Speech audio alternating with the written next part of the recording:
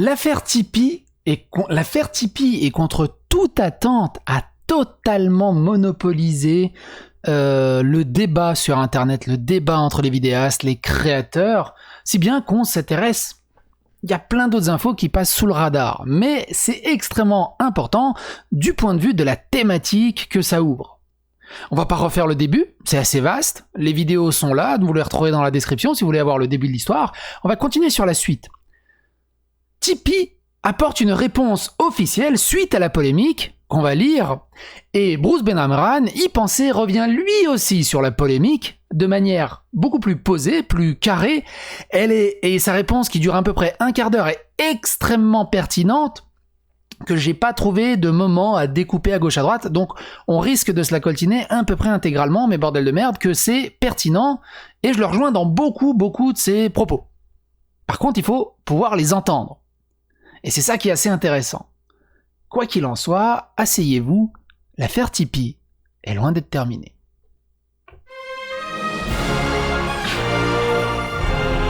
Et d'ailleurs, c'est déjà ouf.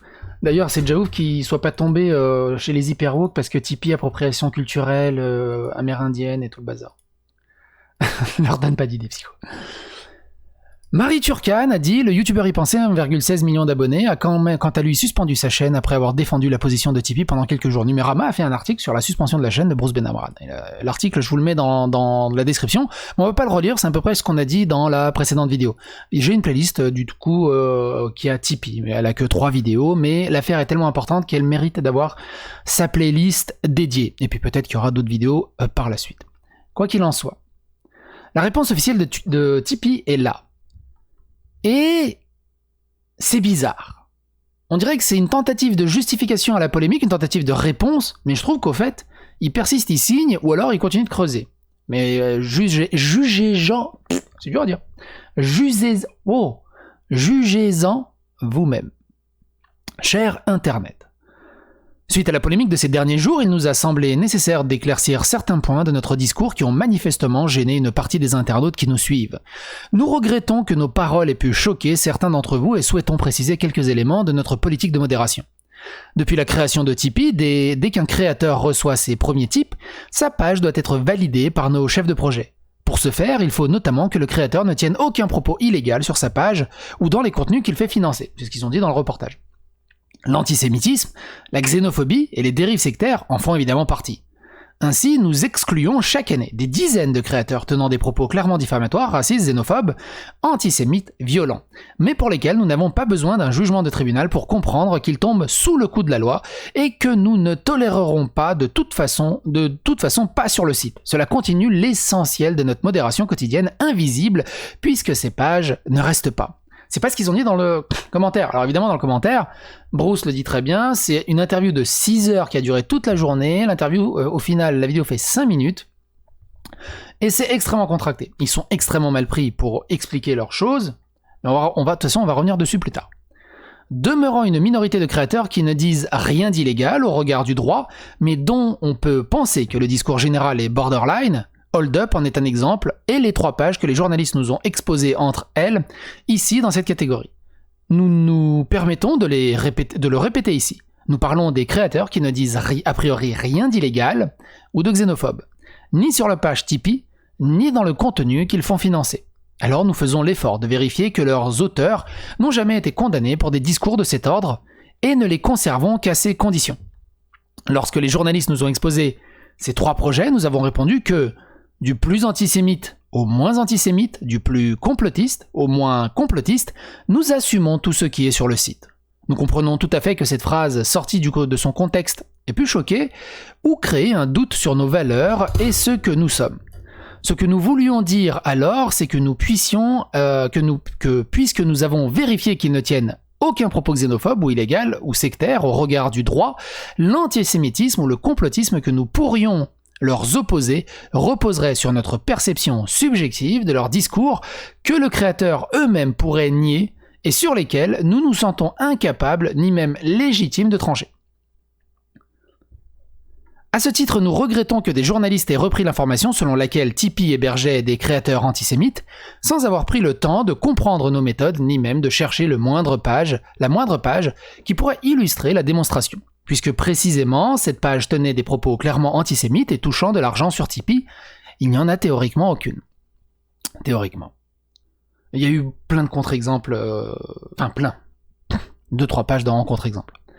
Nous voulons rappeler ici que Tipeee n'est pas une plateforme libertarienne qui veut offrir la parole à tous sans condition et qu'elle ne soutient évidemment pas l'antisémitisme et le complotisme. Nous nous efforçons de donner aux créateurs et aux idées les moyens de s'exprimer et de débattre dans le respect que la justice française ordonne, en évitant autant que possible d'avoir à nous y substituer pour qu'Internet ne devienne pas un chaos où règne l'arbitraire et la loi du plus fort. L'équipe Tipeee. La réaction est pas top. Et leur justification est pas ouf non plus. Disons qu'ils sont trop... Voilà, c'est un peu ça. Après, comment tu veux remonter face à ça? J'adore ce gif, n'empêche. De l'autre côté, le Bouzeux Magazine dit... Pourquoi on ne pourrait pas justifier l'argument de la pente glissante dans l'autre sens? Genre, si on commence à autoriser les contenus antisémites, demain on autorisera les contenus pédophiles. C'est ça que tu veux? Pourquoi cet argument pété serait à sens unique?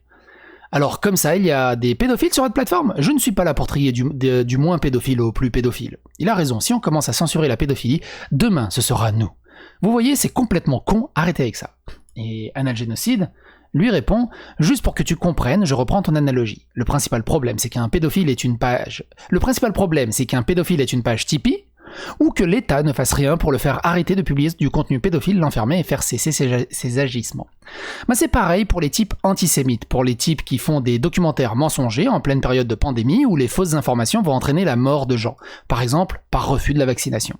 Si t'as envie de croire à une sorte de capitalisme badigeonné de vertu et de tolérance et de progrès, libre à toi. Mais ça fait de toi un naïf, un enfant. Quelqu'un qui est content à partir du moment où l'entreprise ne montre pas trop que c'est des requins avides de fric. Alors transformez-vous en panneau publicitaire pour Utip ou Patreon, si ça vous chante, quittez Tipeee si ça vous chante. Ces deux entreprises vous remercient. Et vive le capitalisme éthique. Tu vois, c'est totalement con, arrête avec ça. Cinématips qui rajoute « Moi je veux aller sur Utip pour ouvrir une boutique et vendre des masques fabriqués en Chine. C'est quand même plus éthique. » Il fait référence à MJ. Et donc, de l'autre côté, la réaction de Bruce, qui est très, très, très intéressante. Écoutez-le. Et vous allez voir, au final, il n'y a pas grand-chose comme interjection de ma part à ajouter. Il dit, mais qu'est-ce qu'on fait? C'est attaquable ou c'est pas attaquable? Et à part... Si j'allume pas le micro. Par contre, ce que je comprends pas, c'est pourquoi sa réponse est... Je trouve qu'elle est parfaite. Elle est bien argumentée, elle est recevable, elle est entendable. Pourquoi il le fait sur son Twitch? Pourquoi il l'a pas fait sur sa chaîne YouTube?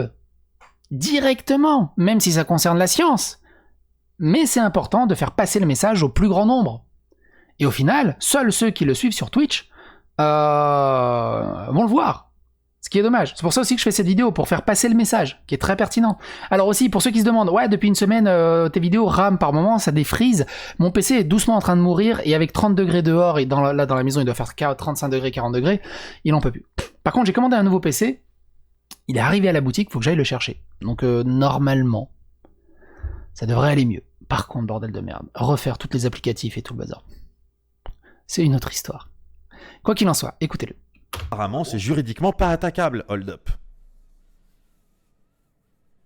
Si, ça me fait chier, hein. Mais c'est juridiquement pas attaquable. Voilà.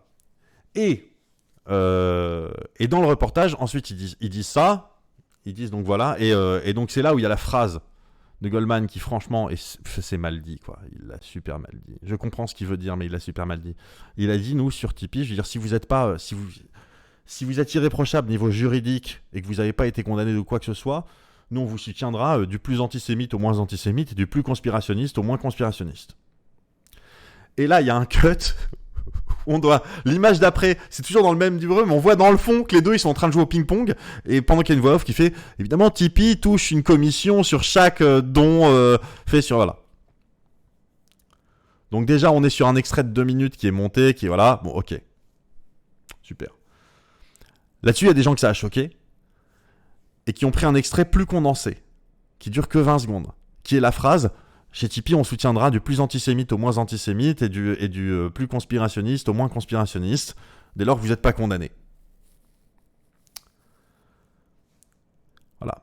Suite à ça, moi j'ai été con aussi, hein. C'est ma faute, hein. Je veux dire, voilà, je suis con d'avoir des principes. Donc là on n'est plus dans... Et c'est un peu aussi pour ça que je me suis fait ban dev de Twitter. Moi aussi, j'ai été con d'avoir des principes. Enfin, on est dans du factuel quand je vais raconter ce que j'ai fait, on n'est pas dans du factuel quand je raconte pourquoi je l'ai fait. Donc moi je dis que je comprends que je suis derrière Tipeee sur ce coup-là. C'est-à-dire que moi je dis ça me fait chier, je dis c'est délicat, déjà je commence par dire c'est délicat, et je dis ça me fait chier que ces trucs-là fassent de l'argent. Moi ça me fait chier que François ait une page Tipeee.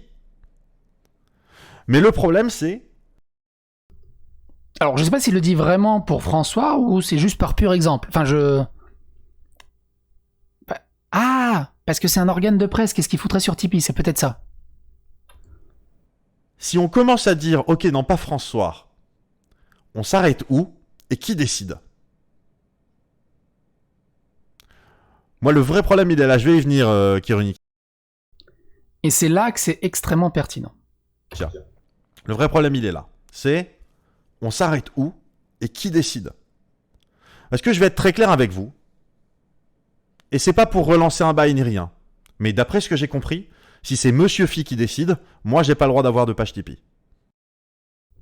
Donc un petit clashounet à Monsieur Phi. Monsieur Phi l'a pas mal critiqué sur les réseaux sociaux. Il a surtout fait une vidéo qui l'a assez démontée.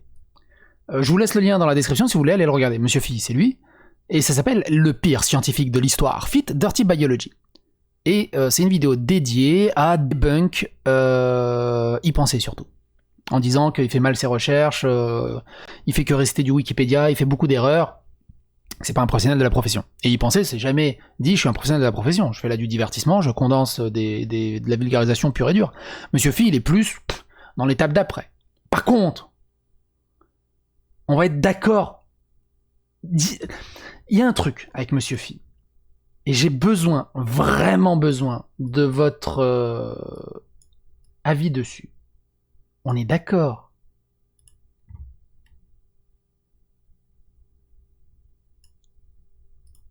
On est d'accord ou on n'est pas d'accord? Est-ce qu'on les a déjà vus ensemble dans la même pièce?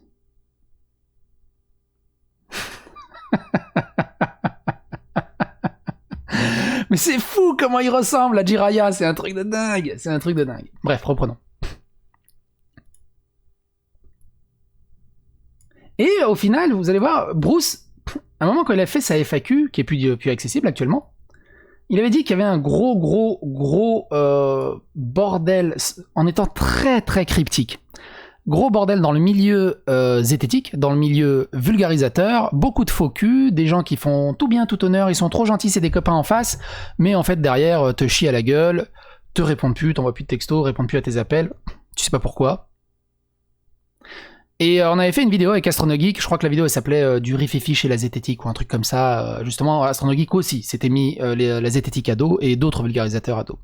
Bref, ça a l'air d'être un panier de crabes. Et ce qu'il faut se dire, c'est que là, on a juste quelques glaçons d'un putain d'iceberg immergé dont on n'a aucune idée de ce qui se passe. Et on a un petit panaché, puis on récupère quelques glaçons pour refroidir le truc. Et accompagné de cacahuètes.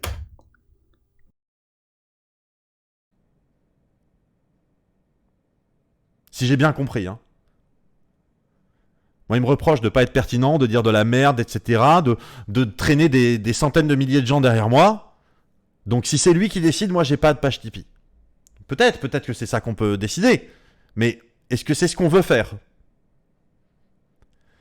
Je veux dire, c'est tout le problème que pose le film Larry Flint de Miloš Forman. C'est où justement Larry Flint qui faisait du porno dégueulasse, qui se moquait de tout le monde, qui disait des atrocités. Et à la Cour suprême, il a dit si moi j'ai le droit de le dire, vous savez que vous avez le droit de dire ce que vous voulez. En revanche, je suis navré de constater que antisémitisme, racisme, c'est condamnable et pour autant il y a des pages Tipeee. Alors, Captain Crochet, c'est là où on va venir à un autre sujet. Moi, j'en sais rien, je connais pas les chaînes qui sont citées. Moi, Penseur Libre, Fils de Pangolin, tout ça, je les connais pas. est-ce qu'ils sont objectivement racistes ou antisémites au sens où c'est-à-dire quand on regarde, c'est évident que c'est condamnable. Je pense que c'est pas simple. Et puis surtout, ce qui se passe, c'est que si à un moment donné, ces chaînes-là, elles sont clairement susceptibles d'être condamnées, bah il faut les attaquer. Il y a des associations dont c'est le boulot. Je veux pas parler de la LICRA parce que j'aime pas la LICRA, mais je veux dire, il y a des assos dont c'est le boulot. Je veux dire, il faut signaler à Pharos, il faut signaler sur YouTube. Je veux dire, voilà, c'est...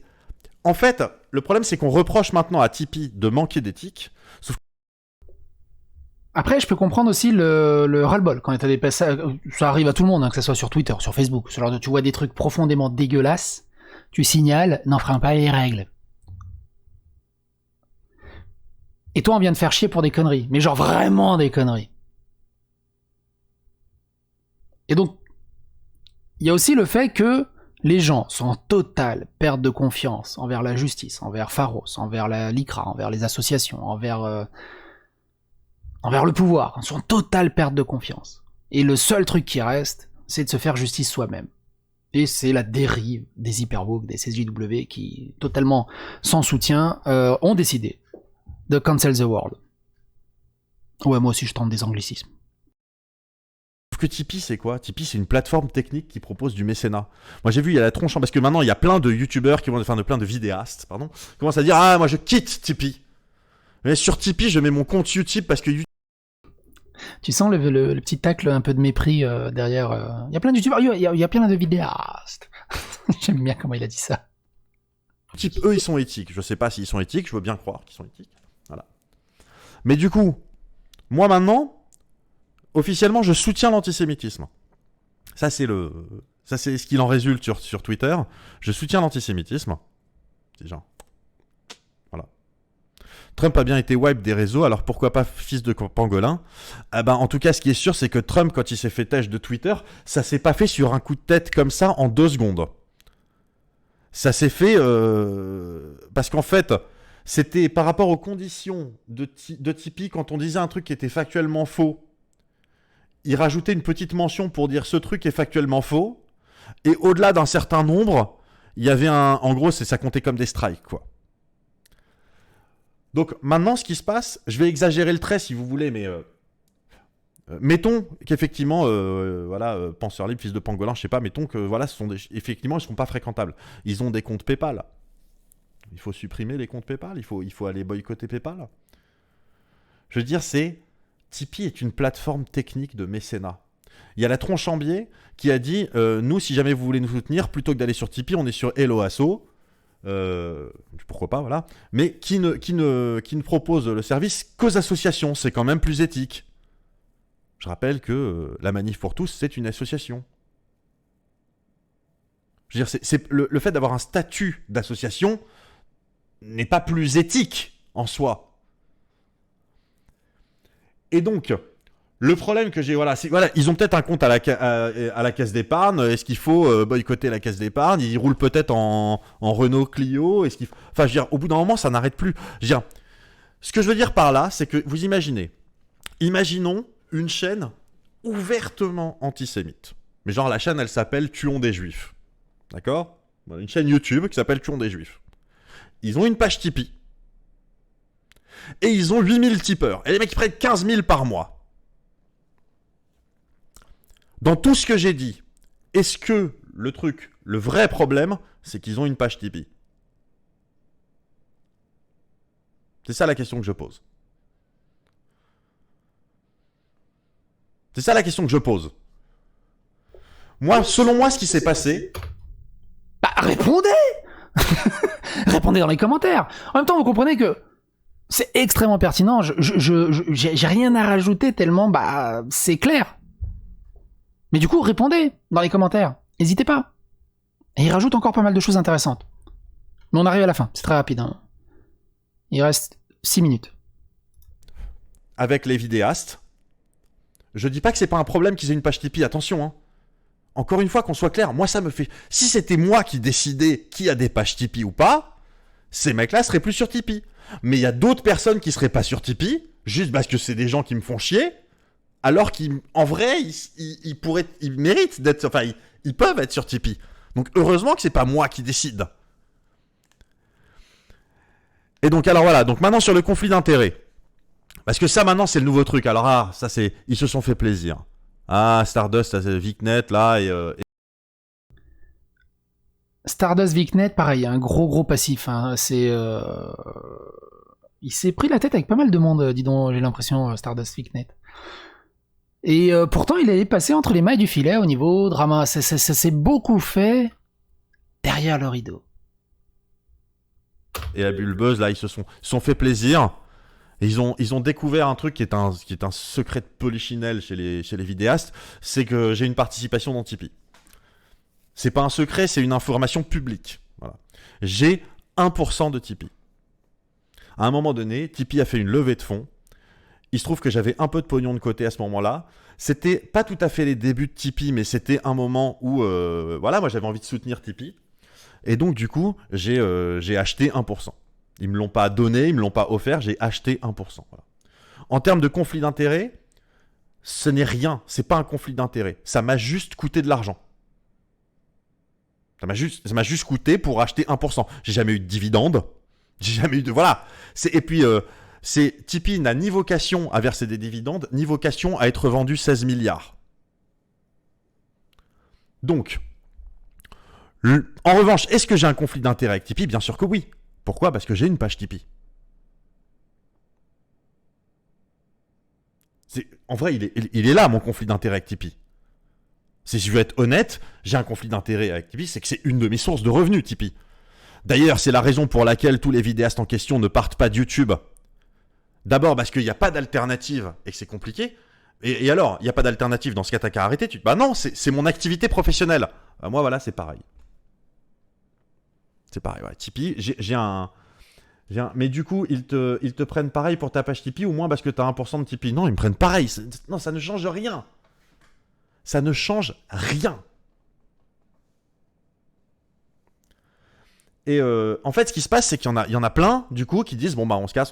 Le premier que j'ai vu dire ça, je dis pas que c'est le premier qui l'a fait, mais le premier que j'ai vu dire ça, c'est Lay de Science for All. Non, le premier, techniquement, c'était Primum non nocere. Mais Primum non nocere, au moins, c'est un autre souci. Et pour le coup, je respecte parfaitement le truc. C'est que lui, ça fait longtemps qu'il a quitté Tipeee.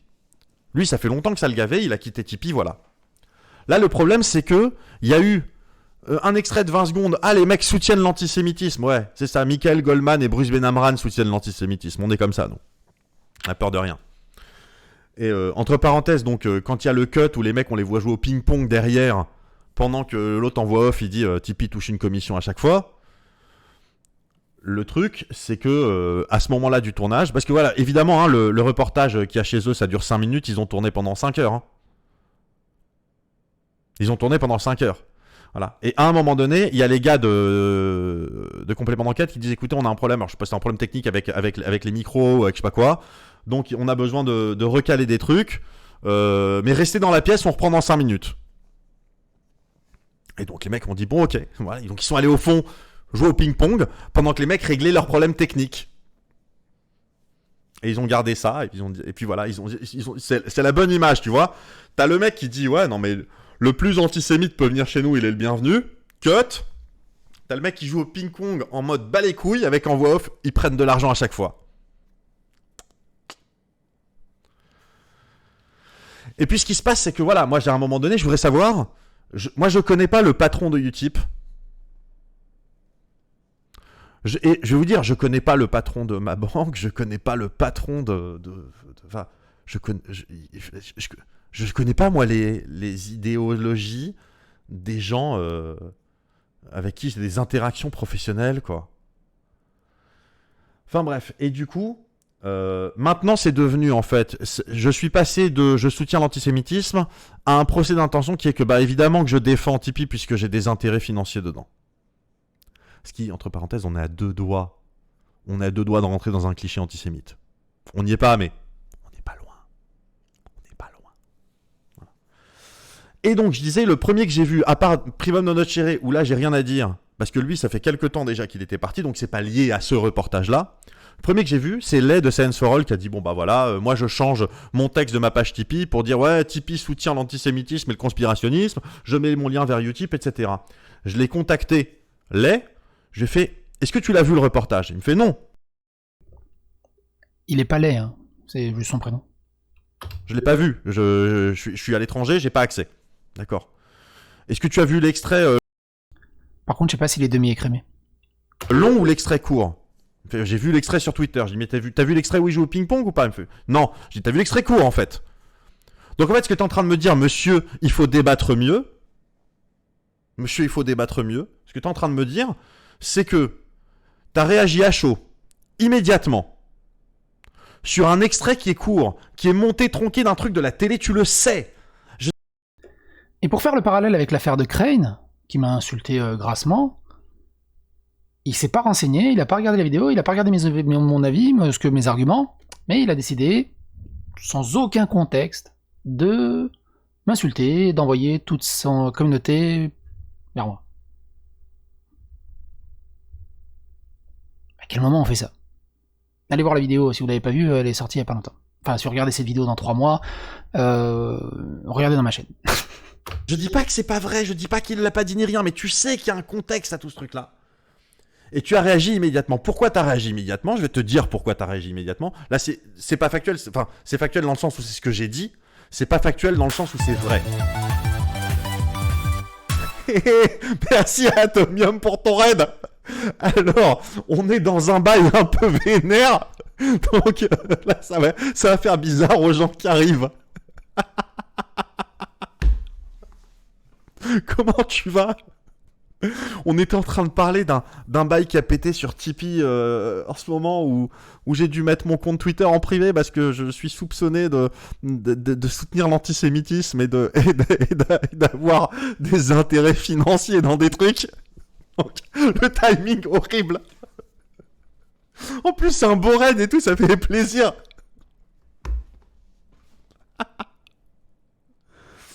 Ah putain. Non mais je veux juste finir parce que du coup parce qu'on pourrait croire que j'étais en train de dire du mal de Lay, ce qui n'était pas le cas. En fait, je vais vous dire selon moi, et après je passerai à autre chose. Et merci Skelly Frog pour ton prime. Je vais vous dire selon moi pourquoi il l'a fait. Pourquoi est-ce qu'il a fait ça, Lay? C'est un biais de confirmation. C'est-à-dire que ça le fait chier qu'il y ait ses pages sur Tipeee. Je comprends. Et en fait, ce qui se passe, c'est que tous ceux que ça faisait chier qu'il y ait ses pages sur Tipeee, voilà l'occasion de justifier, de dire ah ben on peut pas rester comme ça.